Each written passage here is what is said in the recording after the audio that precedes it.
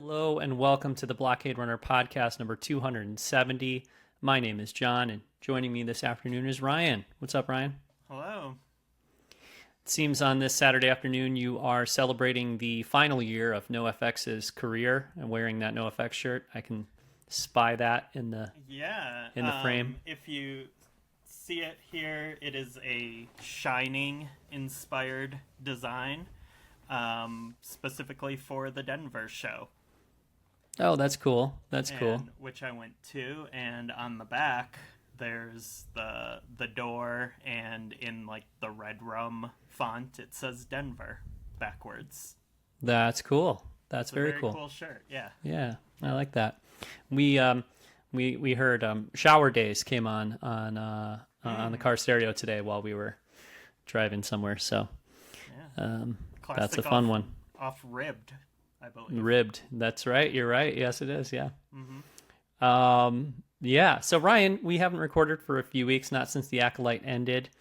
It's been busy times for both of us, I'm sure. But this weekend is D23, and last night was the kind of the big D23, the big Disney live action. It's not only live action though. No, What do they call it? They have a name for it. Yeah, because there's like a bunch of big night if you love Pixar sequels. Sure. Yeah. Toy Story 5 was Yeah. was featured last night. Yeah.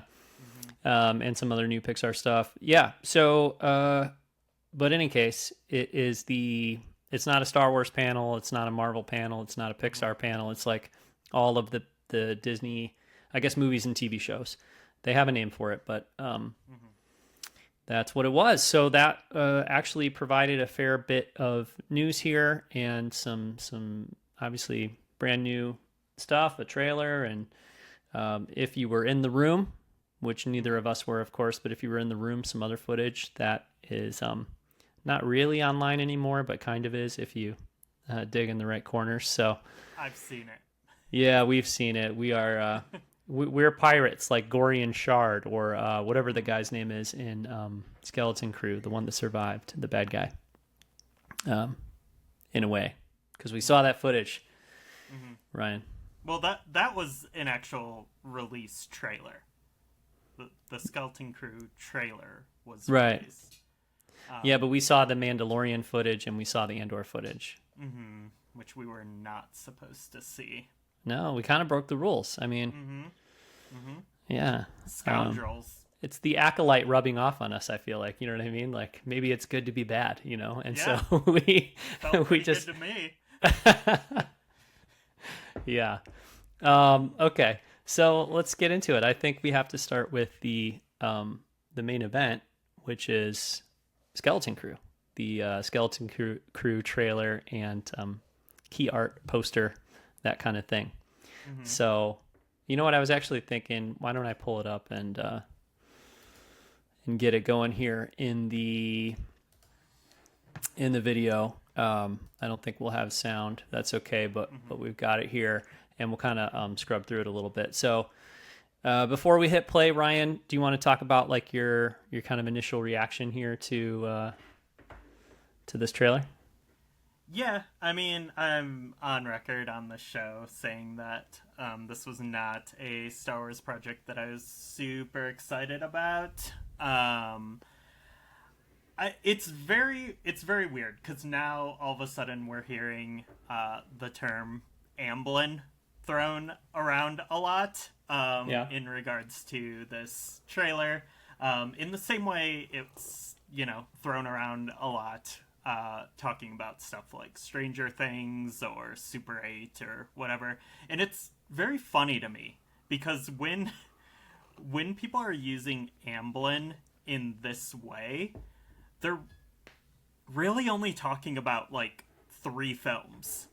Like it's like E.T., Goonies, and like maybe Gremlins or Poltergeist, maybe. But like when you look at like Amblin is also like Cape Fear and Shawshank Redemption, and it's very funny that there's like these 3 films that everyone associates with the name, and then like really not much else, especially in recent years, in Amblin's catalog, is this, like, suburban teenage kid adventure stuff. So I think that's, like, very funny to me. Yeah. I mean, it's become shorthand. You're right. And it is, yeah, you're right. It is not an accurate representation of all of that studio's output, because it's basically everything that Frank Marshall, Steven Spielberg, Kathleen Kennedy, I mean, less so now, but Kathleen Kennedy have been involved in making together over the last 40 years or something like that. So,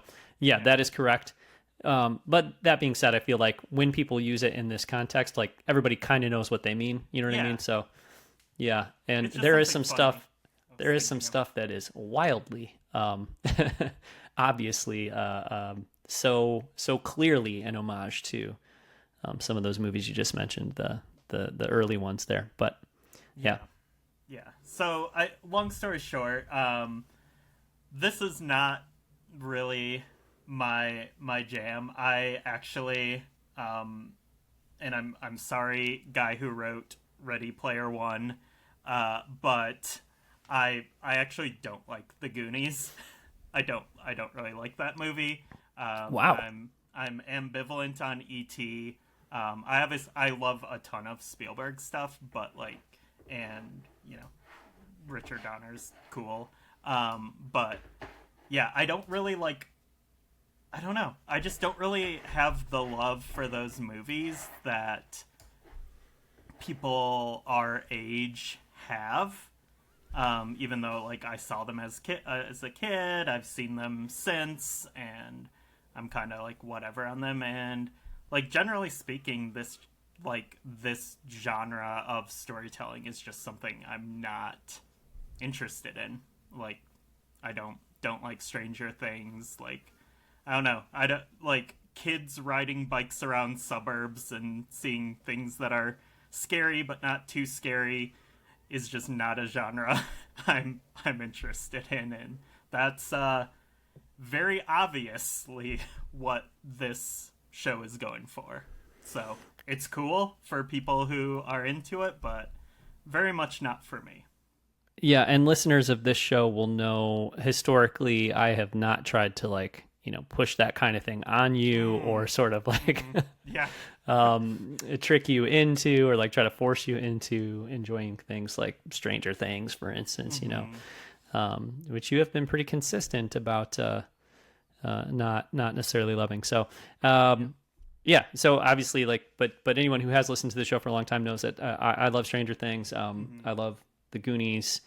I really love The Goonies, and actually, not an Amblin movie, but one that I do love that I feel like shares a lot of that same kind of DNA is the Monster Squad from the late 80s. That's not Amblin, and it's not actually as good of a movie as something like The Goonies, but I love it. And so, yeah, this is the kind of thing that I actually do really like. Usually stories about a group of kids off on an adventure, and there was some stuff in this trailer that I thought was really great. So I'm excited for it. But yeah, I mean, it is, I guess I would say the trailer is, I think, very straightforward in terms of, like, there's no hiding, or there's no attempt to like, it's very clear, like, that's what we want to be. We want to be Star Wars Stranger Things. We want to be Star Wars Goonies. Like, that is 100% what the show is trying to be. So yeah, it's pretty clear what it wants to be, and I guess, Ryan, it's pretty clear why it wouldn't be super up your alley, right? Not quite for you. So yeah. But let's talk about the trailer, and maybe there'll be some stuff in there that you know, you'll find some interest in. It opens up. I got to say, like, the opening of the trailer here, the first few shots and moments of the trailer, I was like, Are we, like, on Earth in the 1980s? Or, like, it does not look like a Star Wars location in any way. Like, this character, I do have their names up in another tab here, an article, but this main character here, forgive me for not having his name ready to go, but is just laying in a bed, and it is like, there's no attempt to make this a Star Wars bed. He's just, like, you know, laying on some pillows with blankets. I mean, it's so just could be Earth, right? I'm almost like, is it going to turn out to be Earth? Because it just looks The he's got like some Galaxy's Edge style, wooden Star Wars ships and stuff hanging above, this kind of thing, like the style of wooden dolls that they sell at Galaxy's Edge. So I might see a pod racer or two up there. I'm not sure, but some Star Wars ships for sure.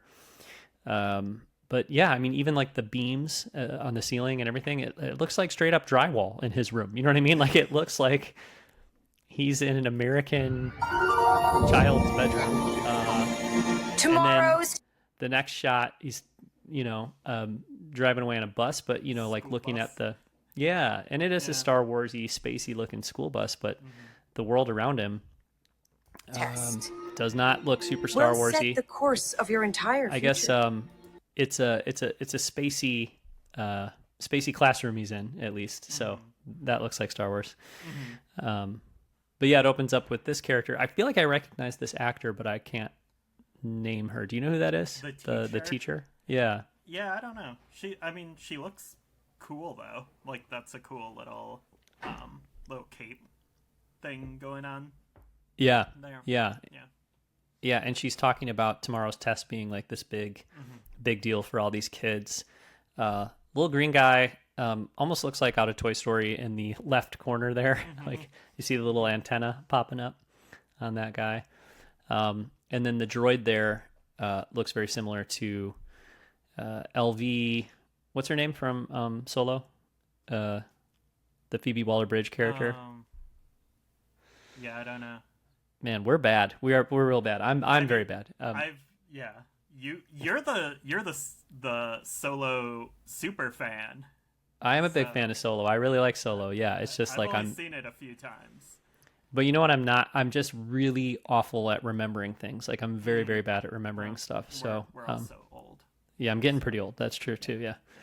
But yeah, talking about this big test that they're gonna face, and then this shot coming up here in a second. Don't you ever want to do anything? Well, we got some cool speeder stuff. Exciting? Like what? Don't you ever want to do anything exciting? And then, of course, this character that has been all the rage. The what is this species, Ryan? You know this. The Elephant Man. Yeah, I thought you had the Star Wars name ready to go. Blue Elephant Man? No, I don't know. Oh. Okay. Well, this character is cute, so cute, and people have been really excited about this character since the photos came out. Voice, though? An annoying voice? Did you find that voice a little annoying? Endearing, I think, is the word you meant. Did you mean endearing? Like what? You just said, like what? You don't like that? Oh. Really, like, ugh. Okay. Nails well, on a chalkboard cutesy. Okay. I thought cutesy for sure. I agree with that. Didn't irritate me, but it definitely is, like, aggressively cutesy for sure. So I see what you mean there. Yep. But then what if we could go anywhere this we is want? this is the shot that I like. Oh my God. I lost my mind over this. I love it. I love it so much. Barf.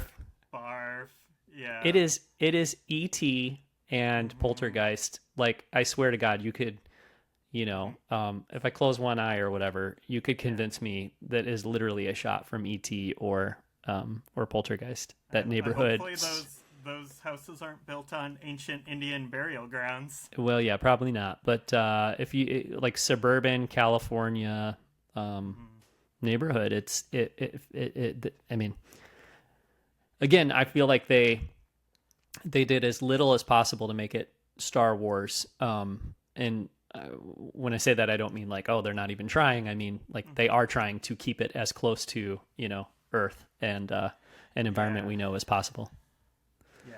There's like aliens mowing lawns, and like it feels... Someone's walking a dog. I don't know if it's actually a dog. I guess it's a space dog, but that looks like they're just walking a dog. This feels like parody to me, almost. Like, this feels like an SNL sketch or something that would have come out in like 1980, and there'd be like, like, what if Steven Spielberg directed Empire Strikes Back and there's like a Wookiee mowing a lawn in a neighborhood or something. Or like when they do the SNL skits, like it's the Wes Anderson, Star Wars movie, or the Wes Anderson, It's an X-Men movie, yeah. Yeah. Yep. Yeah, but like look at those street lamps. Like they didn't do anything to this. They just left them. You know what I mean? And the sidewalks too. Those are square blocks of concrete making up that sidewalk. That curb is just a regular ass curb. Like they did not. There's no space curbs. These are just curbs. You know what I mean? So, but I hear what you're saying. Like it feels like a parody. I can see that. I can definitely see why people maybe wouldn't love this choice. I love this choice, like just because I feel like it's going to be, obviously it's their planet that they live on before they discover this ship and end up out, in trouble out in the galaxy or whatever. So I feel like this is first episode, maybe last episode if they end up coming back here.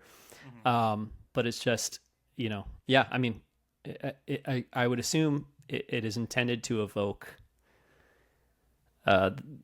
feelings, connections to those great, movies of the 80s about kids going off on an adventure. And so to me, that's what it does. But I definitely could see, feeling like it just doesn't, feeling like it doesn't fit or like it's too much, I don't know. I think like you can try to, I think there's ways to evoke feelings of a time and a place without like directly visually taking it like so literally.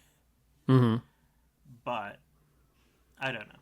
I feel like you can get a sense of youthful adventure in a way, and I don't think there's like a patent on that you have to like check off all these boxes to get to. Well, yeah, I agree, because hopefully the show is going to exude this feeling of youthful adventure, and it will continue to do so after they leave this planet. And, I don't think the show is going to be doing this all along every episode. I mean, I feel like it's probably going to be referencing and, paying tribute to some of those movies in that era in other ways throughout the show. But, like, this is so overt, and I do assume that this is just like, one planet, one, maybe one episode or two episodes, but I feel like this won't be the pervading like look of the show, and I guess the point I'm trying to make here is like, so let's say that they did they chose a different art direction for this planet in this location. Would the show then not feel like youthful adventure anymore? Like, I'm sure it would, right? So like, as you say, you could do this, and I'm sure they are doing it in a lot of other ways besides this. So I guess it's a taste thing, right? Like in terms of if it's tasteful or it's not. But it did make me pretty excited. I was pretty into it. So yeah. So the question asked by the character in the VO is, what if we could go anywhere we want in the whole galaxy? Wouldn't that be in the whole galaxy? Well, I'm adding this, but wouldn't it be exciting? Real adventure. A real No adventure. pretend. No more pretend. I found something buried in the woods. They just opened a garage, and now they're talking about things in the woods. I mean, it's very yeah. Well, I will stop beating the same dead horse, but it is so evocative of stuff like the Goonies. Hey, what do you think about the look of these kids, like their costumes and that kind of thing? It's I don't know, like the like prep school sweater with the collared shirt underneath is like pretty Harry Potter looking. Yeah, I did get a Harry Potter vibe. Fan of. I did Harry Potter did pop into my my brain a few times as I was looking at the costumes throughout the trailer. But like pausing it here and looking at the shot, I like it. It kind of reminds me too of like I don't know. I mean, it could also like, it reminds me of like something like Rushmore, or like even like It goes down. Yeah, or like how Vampire Weekend dresses. You know what I mean? Like those kind of that kind of look. You know what I mean? So I think there's some of that too. I don't know if it's super Harry Potter, but I did think that a few times as well. But I like how it's pretty grounded. Like the girl in the foreground here is just wearing a jacket and like a collared shirt. You know what I mean? Like it's very kind of grounded. But then, it's kind of fun to see the character in the kind of mid ground there with the visor and the sort of silver hair. You know what I mean? It's definitely like Sci-Fi Channel or very hard kind of sci-fi look or whatever. Star Trek. Yeah. And I will say that when I saw a couple of stills of the show, I was like, I don't know about the look of that character. It might be a little too much or whatever. But I think seeing it in motion here, it's looked pretty cool. So, but yeah, as far as the story goes, they found something buried in the woods, and they're gonna check that out. The little neighborhood crew take their speeders, and they find this ship. I think it's the Lost Jedi Temple. They think it's the Lost Jedi Temple, which is kind of fun. But obviously it is a ship. Be careful where you step. This too, the flashlights, like this is so E.T., so Stranger Things, which is either fun or not. But I hope those were originally guns that were made CG. You think Spielberg got a hold of this trailer and was like, "No, we're taking those guns out. These kids cannot be going in with airsoft guns." Yeah. That reminds me, I was talking to Owen last night, my son, because we watched Alien 3 earlier this week, and there's like no guns in that movie. And Alien 2 has a ton of guns, or aliens, and then Alien Resurrection has a ton of guns too. And I was telling him, because I read this earlier this week, that Sigourney Weaver had it in her contract, like that she would come back and do Alien 3, but she was like, it can't have guns, like no guns, that was like her thing. So, which we both agreed was like well-intentioned, but kind of an odd call. Anyway, I have thoughts sorry, on that, but now's not the time, right? Okay. Now's not the time. Yep. Speaking of Goonies, they're falling down some kind of water slide in this ship, and this thing is taken off. Speaking of Goonies, there's a cobwebby skeleton in the background there. Spooky, so that's not cool. Too spooky. Yeah. Yep. And then we see this droid that powers on, kind of a K2 SO style droid. So, and then they take off and they're lost. Yeah, so that all is cool. And then I guess really like the last third of the trailer here, we're going to see some other locations and ships and things like that. So, yeah. Lost. Really lost. Kind of some fun aliens here, some Jawas.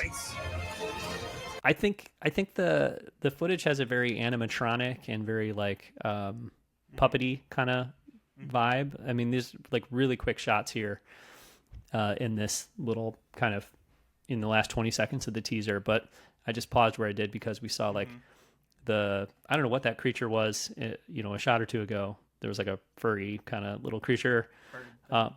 Yeah, and then this little owl coming down on an arm here. This fancy man. He is a fancy man. That's a good point. This distinguished gentleman owl. I really love this character. This is awesome looking. Yeah, I agree. And it's very like it's got that I feel like the way the effect is accomplished here, or the way the effect is accomplished is very intentionally like playful, and it feels like it fits in a show for kids. I feel like if this was in The Acolyte or Ahsoka or something, we would be sort of feeling like, well, what are they doing with this?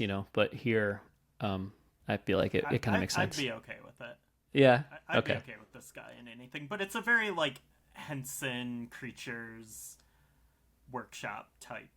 Yeah, that's a good way to. Yeah, even like the look on his face there, I feel like is so. Yeah, good point. Yeah. Trust no one. Oh, trust no one. Nope. There's Some creature work. Guys. We gotta pause it. We got a wolf man. We do have a wolf man. Let me go back to that wolf man. Yeah. I just read yesterday what that race is called. Yeah, it starts with an S and it's a long word and it's like slovey. There's like a V in there. Yeah. There is, yeah. But yeah, first time back in live action since A New Hope in the cantina scene. Yep. This is a throwback I can get behind. I have a soft spot for a lot of the original Cantina aliens. Like I love the Devil Man and I love the Wolf Man.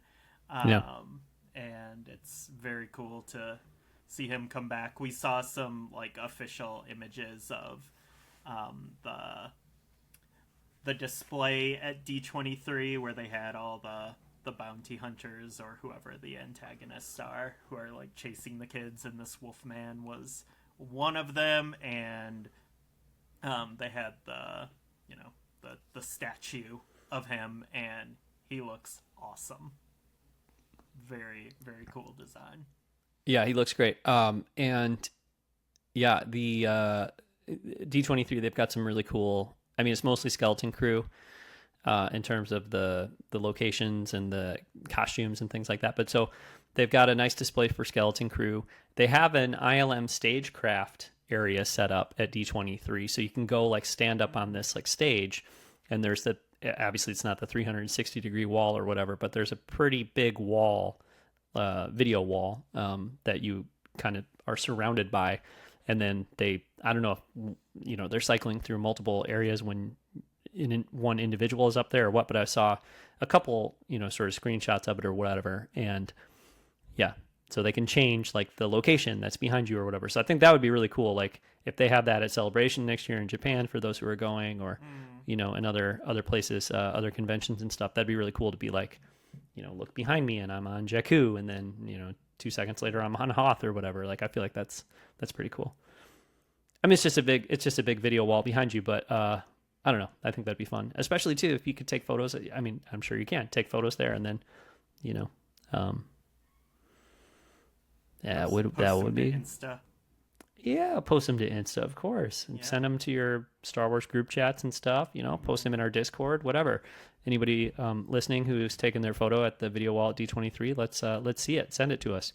But no, I just think that's a fun idea. So they have that, and then also they have the Rey and BB-8 from The Force Awakens, like the costume and the BB-8. So I saw a photo of that. Yeah, I was excited because they had that in 2015 in Anaheim before the movie came out. I remember seeing that costume and that BB-8 droid. So that stuff is really cool. 10 years old next year. Force Awakens.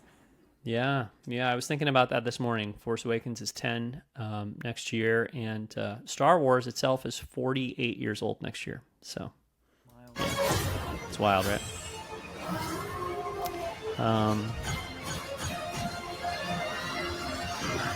Some X-Wings there. One thing we haven't talked about, but we've known all along, is that this is part of the Mandoverse in some way. So, I don't know how the New Republic is going to factor in, or what these X-Wings showing up on the scene may portend, but I thought it was cool. I do want to pause because there's a shot I really don't like in this little montage. The shot where the main kid is in the cockpit firing away.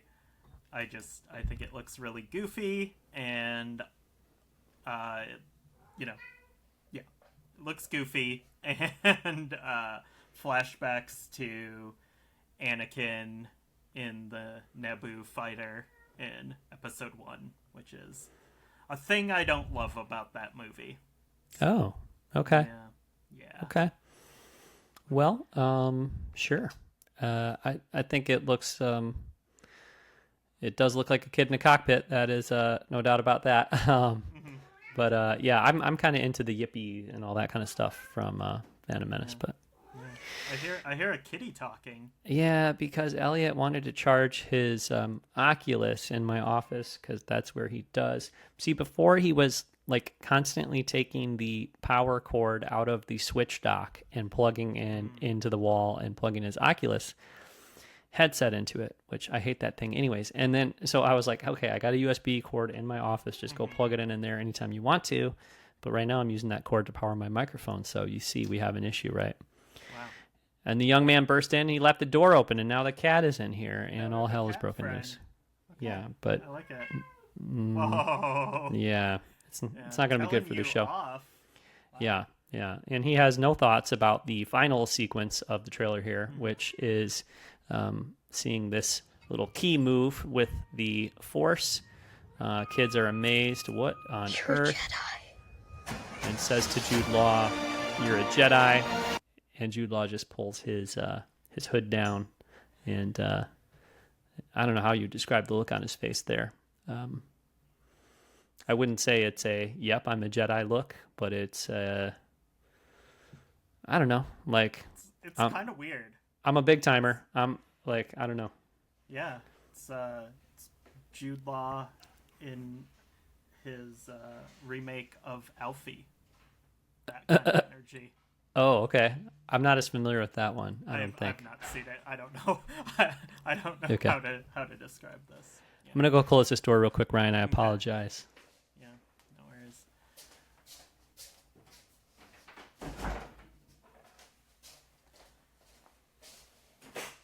Hey, I've been packing up my office a little bit recently, and I just saw this guy on my way over. This is Garazeb Aurelios. You might remember him from Star Wars Rebels. This is the Disney Infinity figure.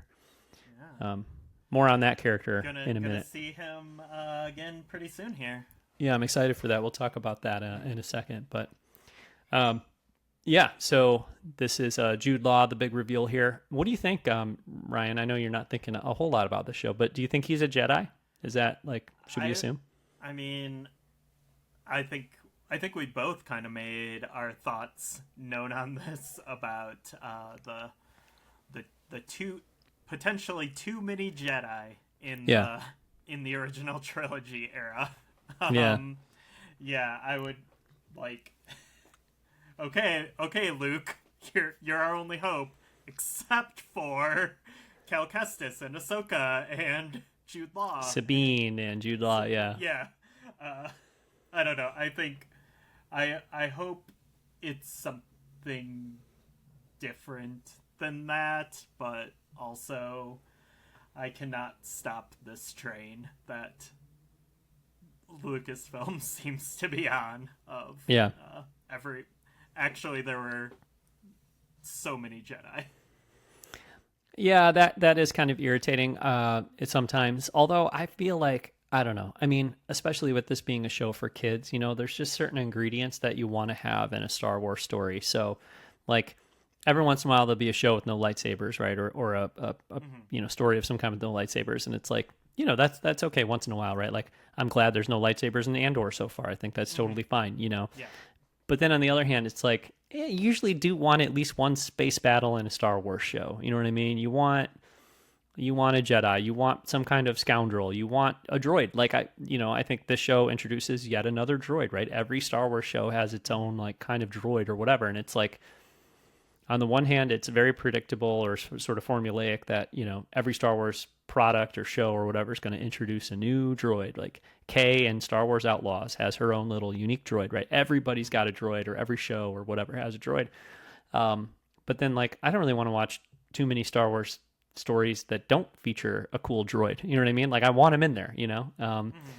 And I want the Force involved in most Star Wars stories, I think. So, yeah, it does seem weird in this time period that there's just Jedi crawling out of the woodwork all over the place, but I think there's room for him to be a former Jedi of some kind, or room for him to be like an ally of the Jedi who, you know, knows the Force a little bit but wasn't actually a Jedi himself. There's room for him to be kind of like a bad Jedi. Not bad like evil, but like a washed out Jedi, like wasn't very good at being a Jedi. You know, sort of thing. So we'll see what it is. I don't know. But yeah, I don't think he should be like reporting back to the temple or Luke Skywalker or something, or, you know, like it should turn out that he had many great battles against Inquisitors and is just like next level awesome Jedi guy. But at the same time, I don't want it to be revealed like later on in the show that, oops, he's actually a Sith, or like he's really a bad guy and he's going to double cross these kids or something. I'm not getting that vibe at all. I'm getting the vibe that it's going to be very wholesome, and you know, that it's going to be a what you see is what you get kind of thing with this character and these kids. And yeah, I just like I we'll see, I guess. But but I think it's cool to introduce the Force in a show like this one, and for these characters to be amazed by that, too. So I think that'll be good. Yeah, maybe the kids are the Siths, and it's like Village of the Damned or Children of the Corn or something. Do you think it might be that blue elephant that's the Sith? Do you think that would be fun? Be great. No, that would suck. Okay, so the trailer is pretty much over here. Yeah, get the logo. Streaming December 3rd. There we go. Star Wars Skeleton Crew. So, yeah. The other thing that we have is the kind of key art or the poster, I guess. Let's see if we can. My mic's not my mic. My mouse is making a bunch of noise, but let's pull up that image real quick. So yeah, I don't know if I can kind of zoom in on this at all or click on it, but that's the poster. Ryan, any thoughts on that? I don't think it's great. Really? Yeah, I think it's kind of, the trend of many recent Star Wars posters that they're just there. It's yeah, I don't know. It doesn't evoke anything. I think like we broke the trend with that cool Acolyte poster with the lightsaber with the bloody blade. That was really evocative and compelling, but I think we get a lot of these like very Photoshoppy looking posters that I don't really care for. Yeah, I hear you. I kind of agree with that actually. Like but devil's advocate, I'm looking up at the second Acolyte poster, like the full Acolyte poster that came out, like the week the show debuted or whatever. And I like that one more than the more high concept teaser poster that was like the bloody lightsaber or whatever. Just because this one like features a bunch of characters, it's more in the style of like a classic Star Wars poster. It's probably not actually a painting, unfortunately. It could be, but I bet it's more of like not that Photoshop's bad, but anyway, but it's more in that style, right? So it's more of that kind of look, and I like that better. But this to me, I would compare to like that Acolyte poster you brought up for sure, or what is one of the greatest posters of all time, the Anakin with the shadow of Vader behind him poster or whatever, that kind of thing, or Anakin and Padme for Attack of the Clones, looking at it across from each other or whatever, something like that. But I wouldn't compare this to like the full poster for a Star Wars project or whatever. It's like the teaser thing, obviously. Yeah. But I hear you. I mean, it's not like a beautiful work of art or anything. It's more of like a like what you said, like Photoshop promotional art kind of thing or whatever. Yeah. But I like the vibe. And I like the fact that like I feel like it does a good job of, especially if you're introducing this show and this concept to an audience. Like you got 4 little kids running off onto the ship, and adventure awaits, and that's like what the show's about, I think. So yeah, it does a good job in that regard. Yeah. All right. Well, Ryan, we do have. Let's talk about the names real quick, and then we'll move on because there is some good info here in this StarWars.com story. The characters are named Wim, Fern, KB, Neil. That's pretty decent, right? And then the Jedi character, Jude Law's character, is Jad Nawood. Jad Nawood. And then the droid SM-33. And the droid is voiced by Nick Frost. Yeah, Shaun of the Dead fame. Yeah. I thought you might be excited about that. I like Nick Frost. Yep. Okay. Yep. Cornetto trilogy, I should say, not just Shaun of the Dead. Right. That's my favorite one. Right. The ship that they end up on is the Onyx Cinder, so that's cool. And I think we've heard a lot about what the show is about already. There's some quotes in here about all that, kids going out into the world, adventure, all that kind of stuff. But then, one more thing I was going to mention too is that the episode directors are listed as John Watts, David Lowery, Bryce Dallas Howard, Jake Schreier, Lee Isaac Chung, and then of course also we'll remember the Daniels. Mm-hmm. So hopefully, I'm curious about that. I'm curious. That's intriguing too, right? Episode. Yeah. Yeah. Good. All right. Cool. Well, is it okay if we move on now from Skeleton Crew and talk about some other stuff from D23? Let's do it. All right. Let's talk Mandalorian and Grogu. Pretty cool that they were able to show some footage from Mandalorian and Grogu because Jon Favreau came out last night and said that they've been filming just for a couple of weeks. Mm-hmm. So, but they did show off a little bit of footage. Again, only to the people in the room or the people who were able to kind of track it down on the internet before Disney started pulling it down, which they've been doing. So I did take a look at the footage, but even just the description of the footage, I think was pretty cool. One of the first quotes, I'm looking at an article from Deadline that sort of summarized the event. First quote, "We're all pretty excited to have Star Wars back on the big screen," from Dave Filoni. I feel that. Do you feel that? Yeah, I feel it. Okay. Yeah. And the movie is going to come out in May of 2026. So the part of the reason they were there, they said, is that this is the last D23, before the movie comes out. So D23 is an event that happens every 2 years. Oh, interesting. Yeah, it only happens every 2 years. So there will not be another D23. You know what there will be, though? Star Wars Celebration in Japan. Mm-hmm. Yeah, so I would assume we get a first teaser trailer next year in April, right? I think that's when Star Wars Celebration is. That'd be about 13 months before the movie comes out, so I bet we get a teaser then. Yeah. But yeah, it's Star Wars coming back to the big screen, so that is exciting. And as far as the footage they showed, it opens up with some kind of montage footage from the first couple seasons of The Mandalorian and Grogu, which is there to kind of establish or remind audiences of that relationship between those two characters. That's cool. And I guess if they're really going to stick with that title, The Mandalorian and Grogu, it's a good thing. It's not a great title. It's not a great title, but it's probably a good thing to emphasize that relationship. Probably, if that's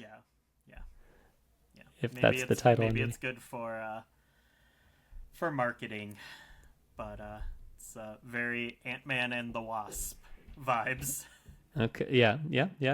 Well, and we talked about it before, but basically all of the Star Wars TV shows and all that kind of stuff, right? Yeah. Okay, so we got that, but then some of the other things we see in this footage, Babu Frick, always happy to see him back. There's two Babu Fricks. I forget the name of their species at the moment. Yeah, is it because we saw when did we most recently see them? Well, Mandalorian season 3, I think, right? They go to that workshop. Yeah, okay. And there's multiple. I know that Azalians. I think they're called Azalians or something like that. Very close to that, anyways. Yeah. So there's multiple of those. Although this Deadline article says Babu Frick makes an appearance, so I don't know if one of them is supposed to be Babu Frick himself, the actual Babu Frick. Yeah, that would be a small galaxy, and a kind of a weird thing, but. Okay, maybe it's just Babu Fricks. But if you don't name them, people are gonna start calling them things, and that's how you get Baby Yodas. I'd rather call them Babu Fricks. Just common noun Babu Fricks instead of Azalians or whatever. When it's the Babu Frick. Right. But yeah, it was a cockpit shot. The three of them, two Babu Fricks and Grogu in a cockpit. So that was pretty fun. We're doing this. I'm doing it. Yeah. Okay. And then there was a shot from a snowy planet as well, with some AT-ATs. I don't know if that was meant to be Hoth or not. Doesn't really matter to me, but I thought it looked cool. Yeah. And I don't know, was Mandalorian Grogu? I guess I should say Din. Were Din and Grogu on a AT-ST or probably not, right? It was some kind of walker thing. RT? Is that what that is? Something T. AT. It was a lot more nimble than an AT-ST, right? Yeah. Kind of running down a mountain in the snow, and then there was AT-ATs in front of them. It was pretty cool. And then I think another, kind of really exciting shot in the teaser footage was seeing Zeb back. Ryan, you made a face. I made a face. Why, Ryan? I think this kind of leads to like my main issue with, and granted, I saw like a postage stamp sized video of this that was from 300 feet away, shot in the amphitheater, but to me that that's an early shot in like the new footage here, and I'm like, yep, that looks like a Disney Plus show, which is fine, but this is like a movie in movie theaters, and I think like that, and that like when that walker is going down the mountain, and there's like a ship shot too of the what's his ship called, the Razor Crest. The Razor Crest, yeah. Yeah, and I was like, yep, this looks like Disney Plus stuff. Just in like, I don't know. Yeah, it didn't look like what you expect from a Star Wars movie. So okay, it's kind of a bummer. Like I was really hoping that this, making the transition from screen to film, it would have more of a filmic look, but it still kind of seems to be like the very just clean and digital, plasticky kind of look of some of the Disney Plus stuff, especially I think like Mandalorian season 2 and 3 were like the most egregious visually with some of that stuff. So how about Book of Boba Fett? Could I interest you in Book of Boba Fett being the most egregious? That show looked really bad a lot of times. Sometimes it looked great, but sometimes it looked bad. I hear you, but like I would just caution that the footage is probably a couple weeks old at best, so it's number one, it might just be like early special effects, and then two, I think like some of those shots, like when they were on the AT-RT, as you called it, Ryan, like running down the hill and like cameras like swinging around and stuff, like I was getting which episode was it where the like Din was battling, I don't know, some kind of dragon thing or something, I forget what it was, but then maybe was it the crate dragon from the first episode of season 2? Yeah. And then it opens up to like it starts in a 16:9 and then it goes to like a wider format, or it goes to the IMAX format. Yeah. A taller, not wider. But I remember watching that episode and being like, wow, this looks like a movie. You know what I mean? This looks like very epic and large scale scope and all that kind of stuff. And so certain shots I had more of that kind of feeling about. So I don't know. I'm optimistic that it's not going to look like a TV show, really. Well, I guess we'll see. It's still early, but like I don't know. I think I was expecting like a dramatic difference, but okay. I don't know. Maybe it's only going to go so far, like not because of the format, but just of like the people making it. Like maybe that's how Filoni and Favreau want it to look, and like that visual consistency. Like, well, if they're using the volume, they very well may be using the volume. I kind of expect that they would be, because they are, at least Favreau, I think, is a huge proponent of that. So and I'm sure not exclusively, but they very well may be using the volume. But I would expect. I mean, obviously, I think they're going to get a bigger budget in terms of per minute or per I forget what I think an episode of The Mandalorian maybe is like $15 to $20 million, maybe less than that. And I'm sure this is going to be like a $150 million, maybe $200 million movie, you know, something, 150 million, I don't know.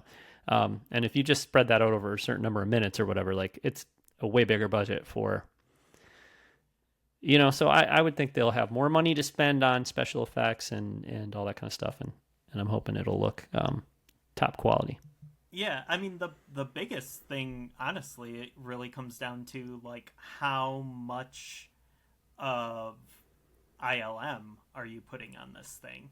I think, you know, because those, you know, it doesn't look better by accident or just because of money. I think the films look better because you get all hands on deck with ILM, and I think the reason we get kind of varying quality even between episodes of some of the Star Wars TV shows is, you know, for a while ILM was spread pretty thin, and I think if they are like, you know, everything that we've heard from, you know, Kathy Kennedy, Bob Iger, everyone at Disney and Lucasfilm is like, Star Wars, when it comes back to the theater, it needs to come back in a big way. It needs to be the right project. It needs to have proper care taken to it.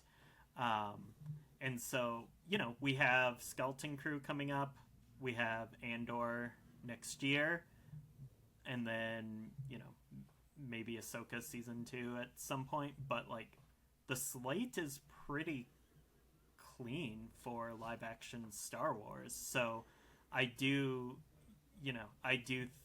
hope that they're getting, you know, the best folks at ILM on this project for like years to make it look good.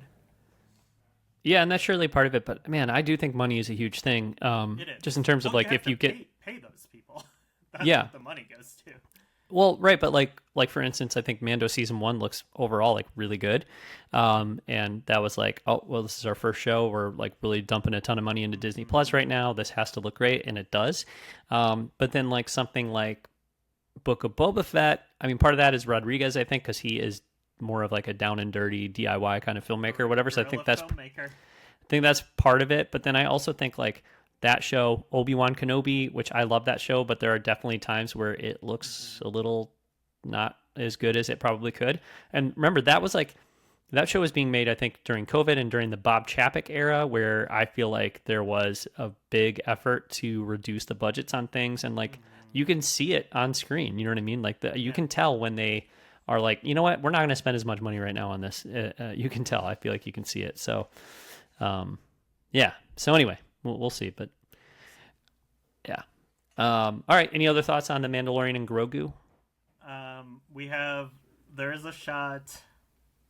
I don't really like this, but I need to call it out, where you have Grogu crawling through a ventilation shaft, and it's like an exact shot from Die Hard.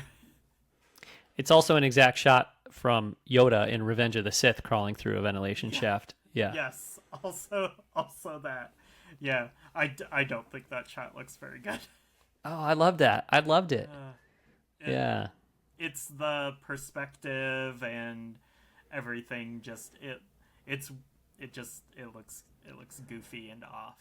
Yeah. See, I was watching that one and I was like, oh man, this is gonna be fun. This is gonna be like, I don't know. There's something about that trailer. Like, I was just watching it and I just felt like, okay, I like these characters, and this, like, I mean, they haven't even made the movie yet. They've only made part of it, and they put together like 20 seconds of footage, and I was just like, they are going to be like doing, it just looked fun. Like I'm going to see these characters in some different situations, different locations, different kind of adventure or whatever than, you know, we do a lot of, at least in a lot of episodes of The Mandalorian. And it just felt like these are characters I know, but this is a different vibe, a different style, a different type of story. Like, I don't know, it just felt bigger. It felt more, like kind of like what we're taking that, and maybe this is just, you know, my brain playing tricks on me or whatever, but it felt like these characters from this TV show I loved have now been plucked out and dropped into a movie. And like when I saw them going down the tunnel, I was like, oh yeah, I've never seen that before. Or, you know, when they were running down that mountain and the AT-ATs were, you know, off in the distance, I was like, I've never, like, this just feels new to me. And I feel like there were quite a few shots and moments like that where I was like, I don't think I would see this in season 4 of The Mandalorian necessarily. This feels like a movie now, you know? Yeah, I think the thing that I'm torn on about this, and again, it's 20 seconds of like very alpha footage. Yeah. It feels like what they are trying to communicate here is this. I mean, it's in the title.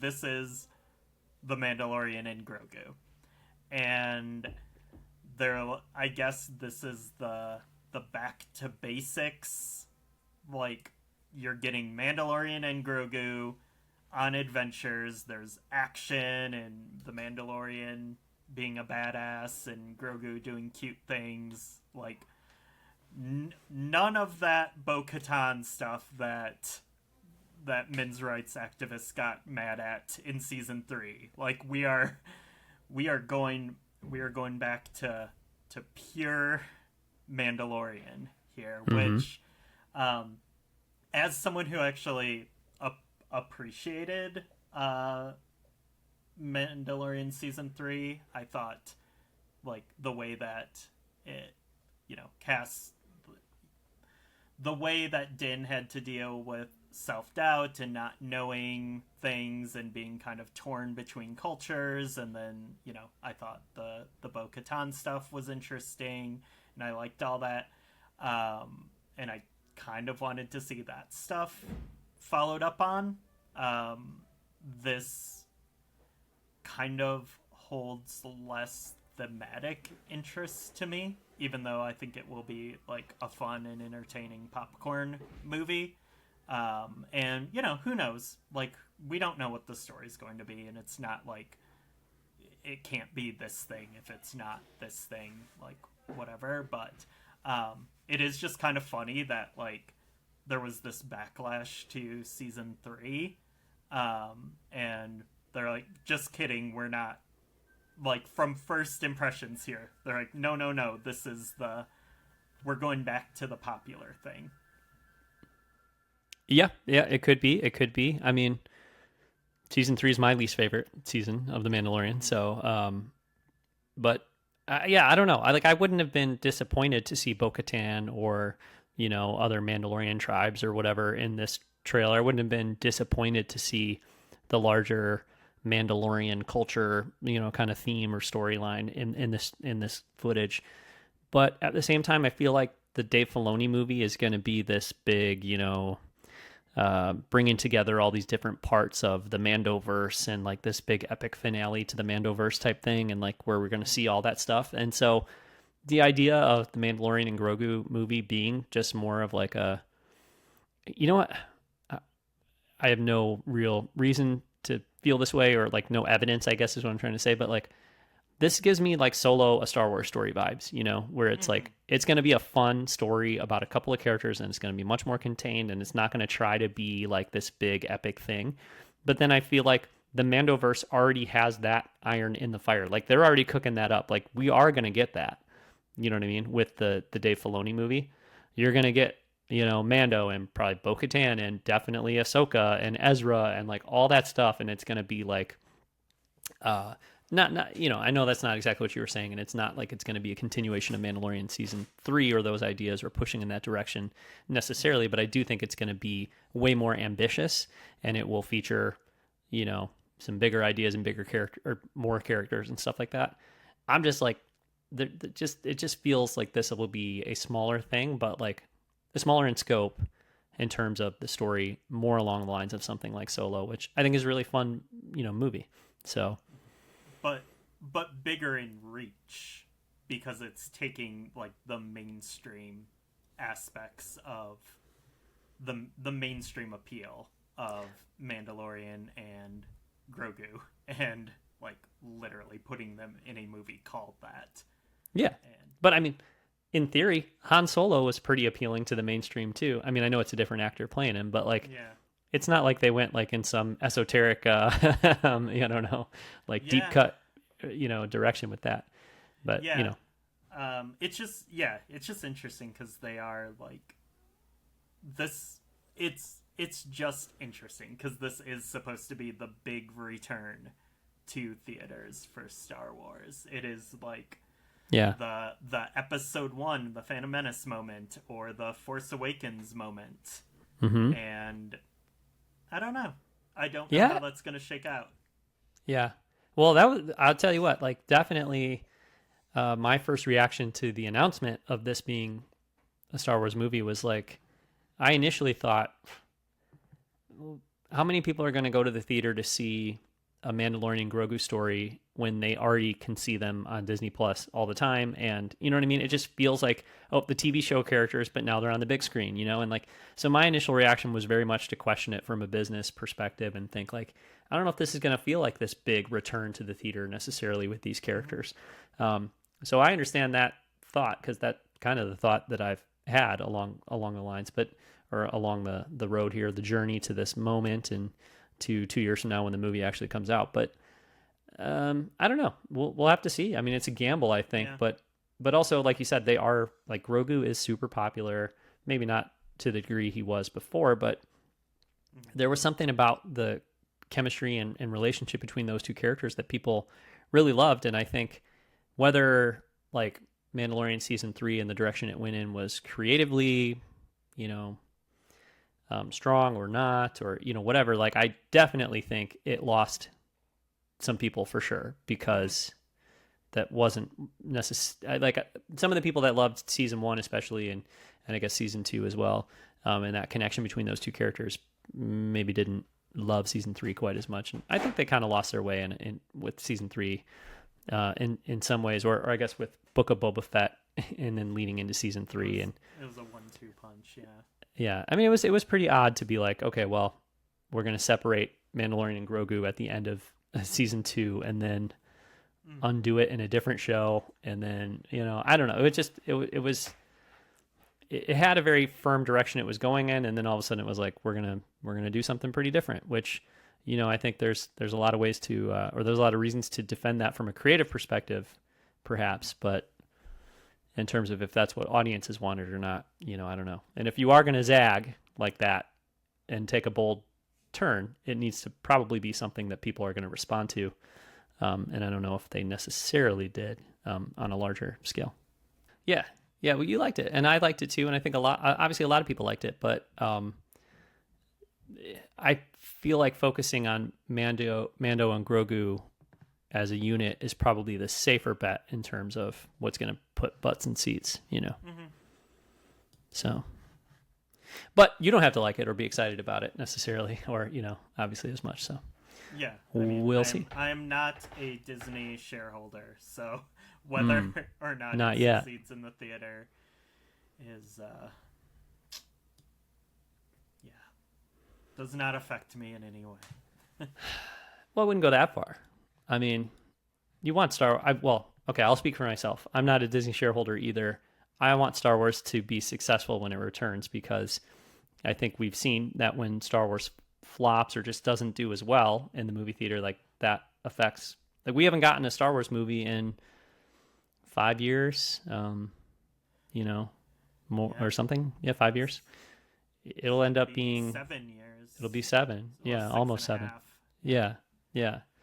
Which isn't the worst thing in the world, but I think like maybe if it was like 3 or 4 years, I would have felt better about that, or like that would have been maybe more what I was looking for, a gap. Like we talked about this offline recently, Ryan, and we don't have to get into the whole thing right now, but I don't necessarily need 2 Star Wars movies a year. I don't need a Star Wars movie every year necessarily, but I would prefer to have one probably more often than once every 6.5. So, I mean, I will take Star Wars movies at any rate. I will take 2 a year. I will take 1 a decade, whatever, as long as I like them.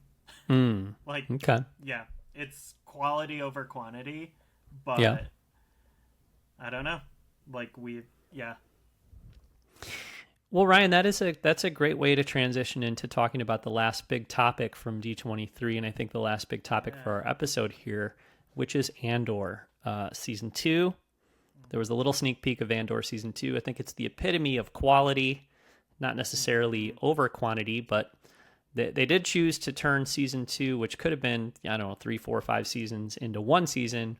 It's going to follow 4 years of Cassian's life. I'm thinking we're going to get about 3 episodes per year. We'll have those nice kind of contained story arcs like we did in season 1 of Andor. But yeah, they showed off a little bit of footage from Andor last night as well. Again, only to the people in the room, but we took a peek at that, and there were some reveals there, some exciting stuff. We already knew that Ben Mendelsohn was coming back as Director Krennic, but there was a shot of him in the footage last night, so that was formalized or made official. Yeah. And the pop in the room was pretty big for old Ben Mendelsohn there when he appeared on screen, so that was really cool. Yeah, I popped. Yeah, another character that I think we didn't necessarily know quite as, I guess, officially, but K2SO and Alan Tudyk were showed off and or shown off in the footage. So that's good. I'm looking forward to K2 being back in Andor season 2 as well. Yeah, I mean, I think they're just both great characters.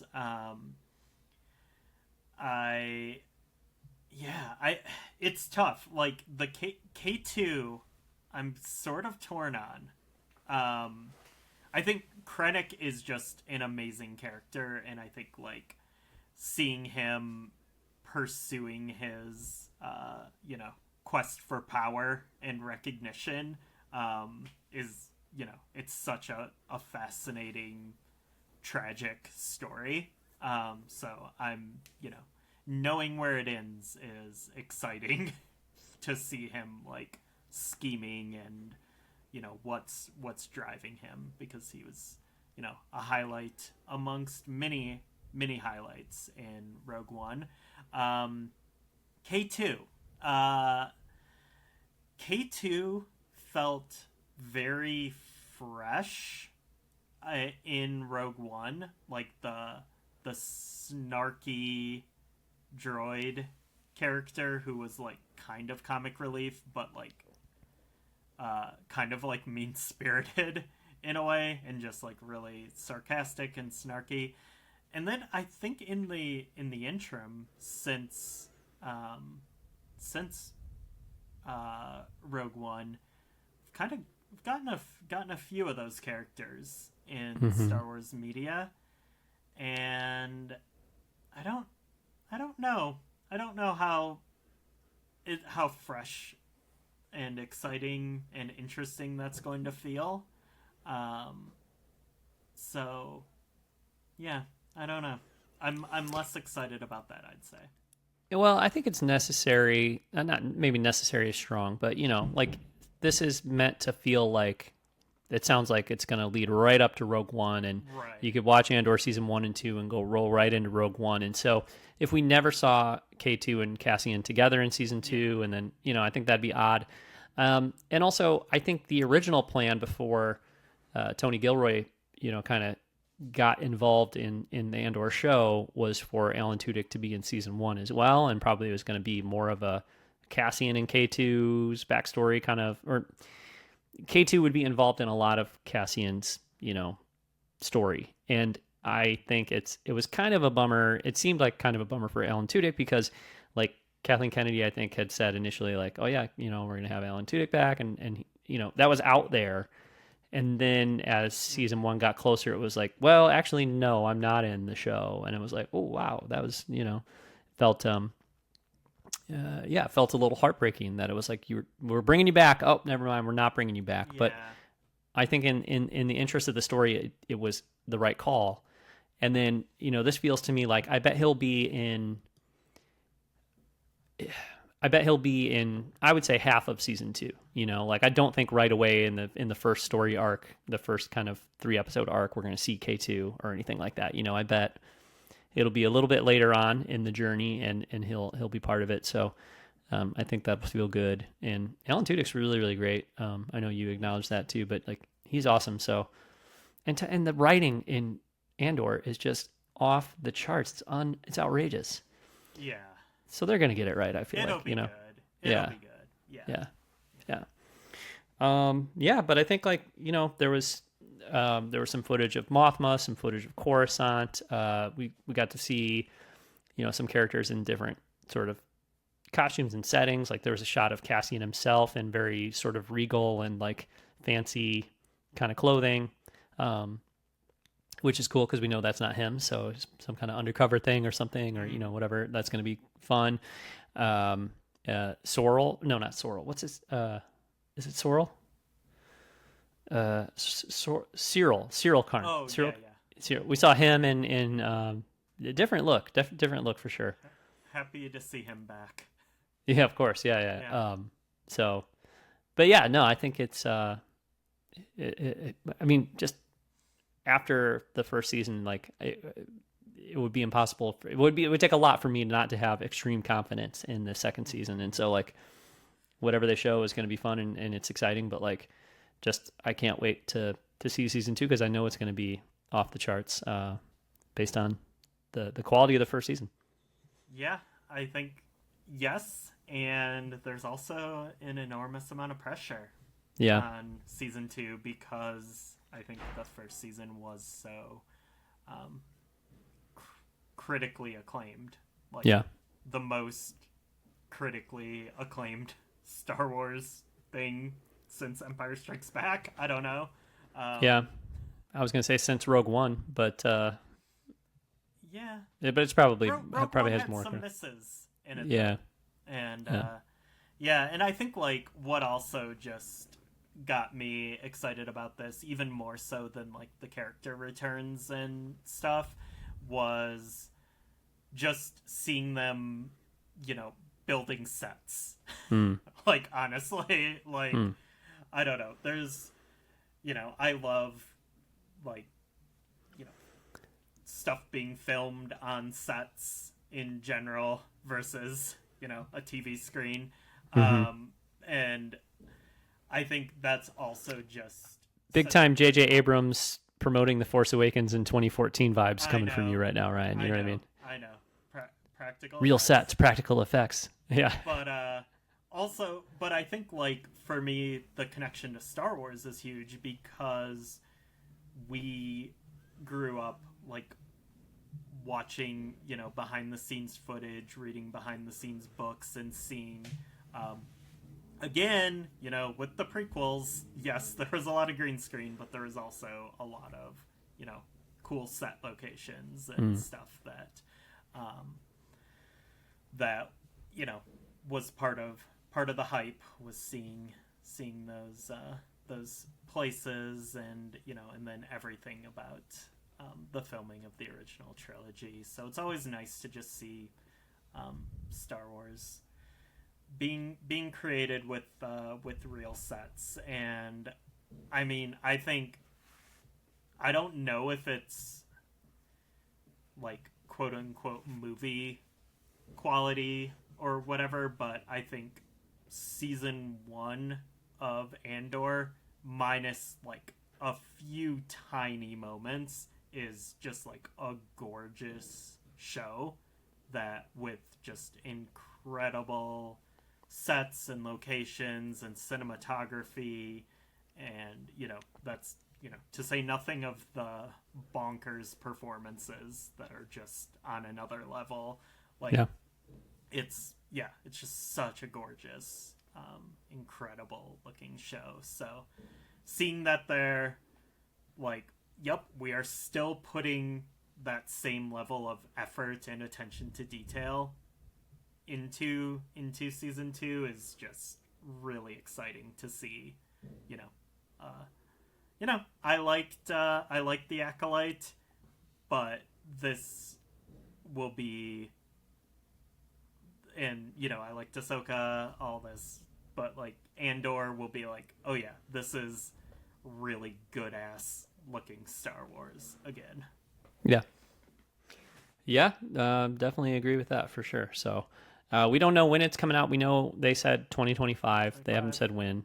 I hope it's first half of 2025. I think it should be. They finished filming it quite a while ago, I think, at this point, and should have plenty of time to get it ready. So I assume it's going to have more to do with like when does Disney Plus feel like they have a good place for it in the schedule versus when is it ready to air. So we'll see. But I guess it also kind of depends on like how far off is the next Star Wars show after this one. You know what I mean? Because it's probably a while. So they might want to wait a little bit in that regard too. So we'll see. But sometime next year we get Andor season 2, so that'll be great. Real quick, couple other little things from D23. There was a trailer. I think it was actually before the D23. It was sometime earlier yesterday, but there was a trailer for the Lego Star Wars movie that's coming out very soon on Disney Plus. I forget when that is. That's the Darth Jar Jar kind of what if style Lego Star Wars movie. So that's still on the horizon. I don't have a lot to say about it. I don't know about you, Ryan, but that is still on the horizon, and we'll talk about it when it comes out. I'm sure we'll watch it. We'll watch it, Ryan. We'll watch it. We always do. We will watch it, Ryan. Like that, whatever that is. Yeah. And then the other thing I think is pretty interesting is that on Sunday, I want to say it's on Sunday, Manny Jacinto is doing a panel at D23. And that is interesting. Like, because one thing, I think some people were hoping for maybe an Acolyte Season 2 announcement at D23. Would have made sense. I also wouldn't be shocked if they do a Season 2, if they hold off until Celebration next year to announce it. I doubt they would announce it during a Manny Jacinto panel at D23 on a Sunday.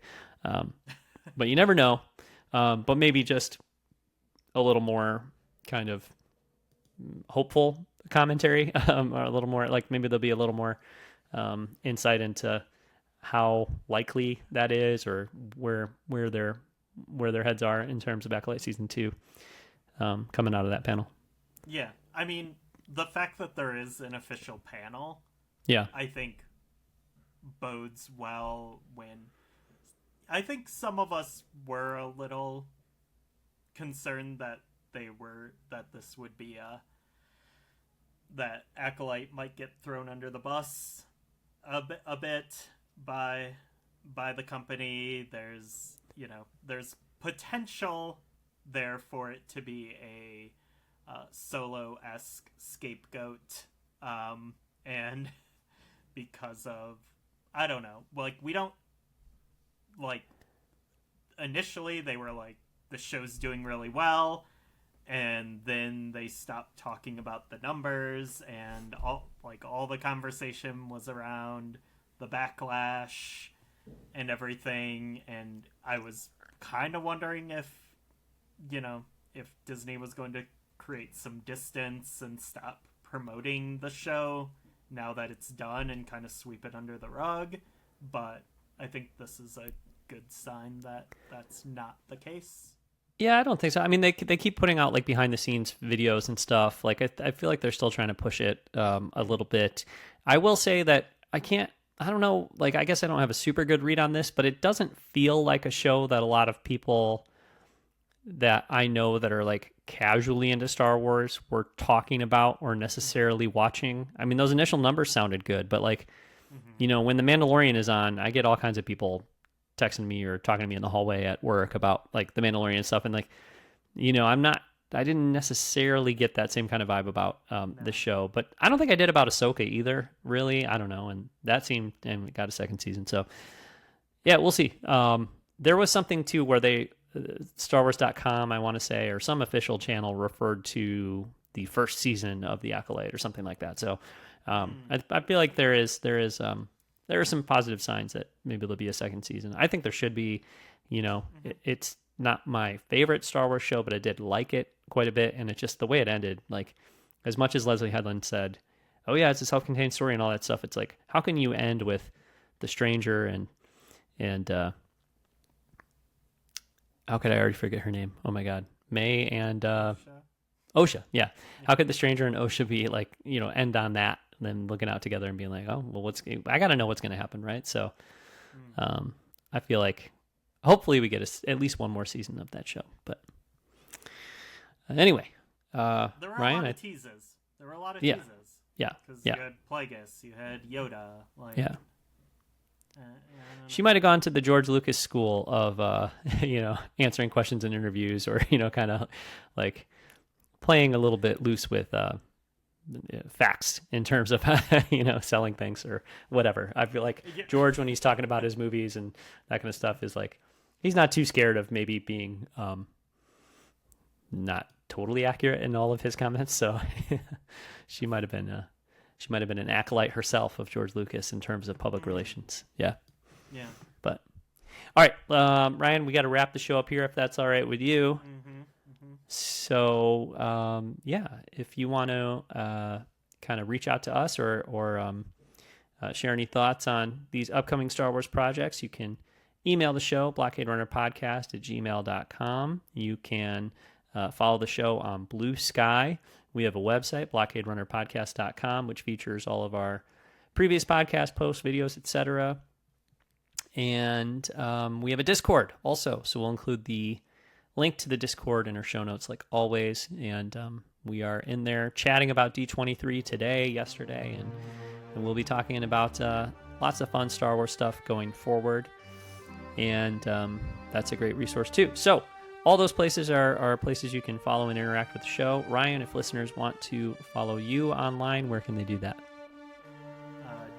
Mostly DVD menus on Blue Sky and now on Instagram. All right, sounds good. So thanks very much for listening, and we'll be back soon with another episode of the Blockade Runner Podcast.